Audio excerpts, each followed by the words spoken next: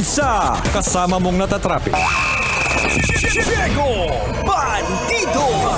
Go Diego! Go Diego! Go Diego!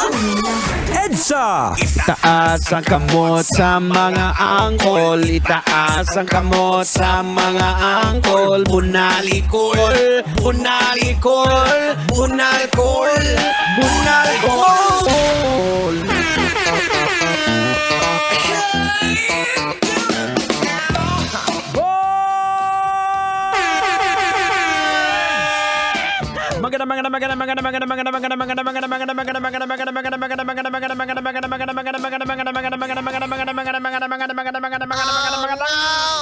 Kalbo. Ako sa lahat. give it a quick check, Metro Manila. Check your Love Radio TikToks. It is now 31 minutes after 8 in the evening. And you are still locked in right here on Metro's number 1. Pagdating sa tugtugan, saan ka ba makikinig? Kailangan pa bang i-memorize yan? Ano? Ba, magaling ka na ha. Basic, tama. Dahil dyan, bibigyan kita ng lobo. Balon. Hoy, Duday! Ano naman ginagawa mo dyan, Duday? Shh! Sorry po, Uncle Diego. Tinitingnan ko lang po kung kaninong bag to. Kasi may nakita po akong may naglagay ng kaldereta. Biste! Sino? Bakit mo nalaman na may kaldereta dyan? Kasi naman po, Uncle Diego, naaamoy ko po yung kaldereta. Ito po, may sauce pa nga. Yaks! Bakit may napkin dito? Ay, Duday! Ang bihira! Shh, lumabas ka na, Ang kulit eh. O, eto na. Pag-usapan na. Hindi na tayo makakapag-usap, hindi na tayo makapag-logic ng maayos. Eto, pag-usapan na natin to. Mga kalalakihan na uminom sa isang bukal sa Sibuyan Island, Romblon. Tumatandang binata. Oh no! Ayun nga mga kabisya, tila daw may sumpa ang isang bukal na ang mga kalalakihan kasing umiinom dito, tumatanda raw na binata. Aba nako, Tang, logican na natin to, Tang. Ay sige, panatan mo na. Logican mo na yan. Logika na yan! Logika na yan! Or mga kabisya, logican na yan.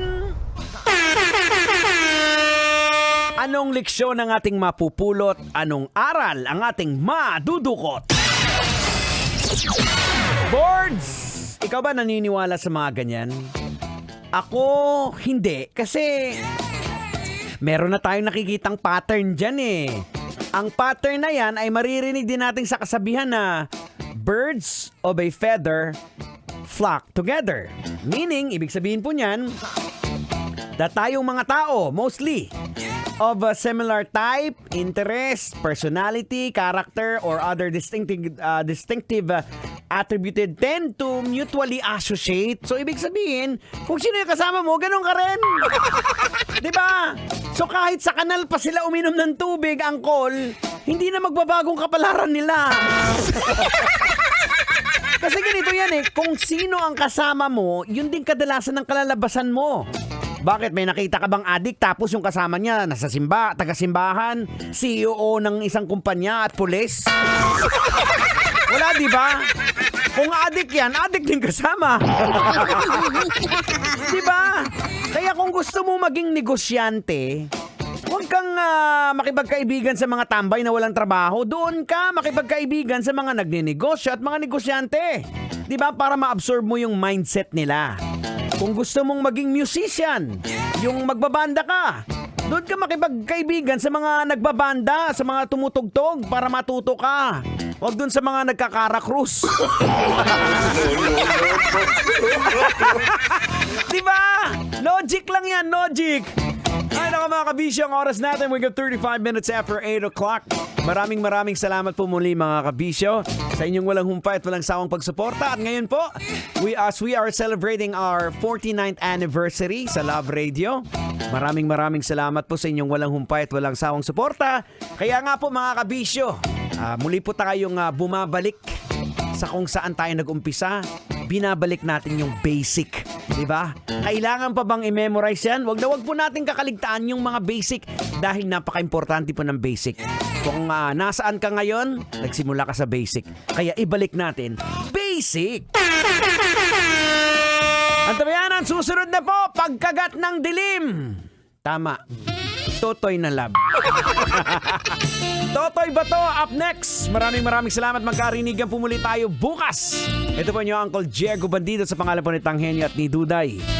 Lagi po sa inyong nagpapaalala, whatever you do it all for the glory of God. Adios and see you around. Good evening, Metro Manila. Kailangan pa bang i-memorize yan? Love Radio. Basic!